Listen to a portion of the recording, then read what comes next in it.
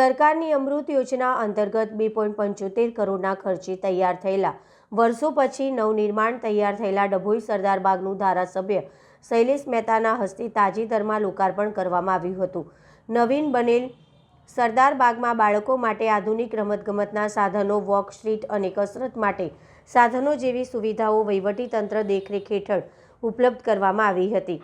પરંતુ 4 થી 5 દિવસમાં બગીચામાં નાખેલા સાધનો જે કોન્ટ્રાક્ટર દ્વારા તકલાદી નાખવામાં આવ્યા હોય, જે પૈકીના કેટલાક તૂટી જતા બગીચાના કામમાં મોટો ભ્રષ્ટાચાર થયો હોવાનું નગરની પ્રજામાં ચર્ચાઈ રહ્યું હતું।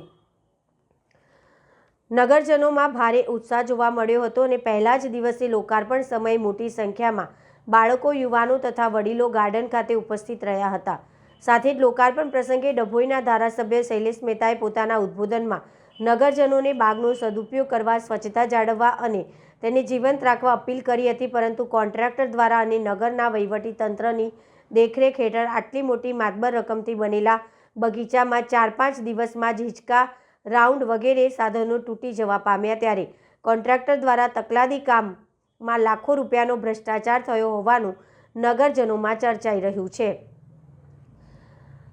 માનીતા કોન્ટ્રાક્ટરને ડભોઈ નગરના વિકાસના મોટાભાગના કામો રોડ, રસ્તા, બ્લોક, દિવાલ, ગટર જેવી તેમજ સીસી રોડ વગેરે નગરપાલિકા વહીવટીતંત્ર દ્વારા કોન્ટ્રાક્ટ આપવામાં આવ્યા હતા, તેમાં પણ કેટલો ભ્રષ્ટાચાર થયો હોય એ તપાસવાનો વિષય છે, ત્યારે નગર નિયામક સહિત ઉચ્ચ કક્ષાના અધિકારીઓ આ કામોની તપાસ કરે તેવી નગરજનોની માંગ ઉઠવા પામી છે।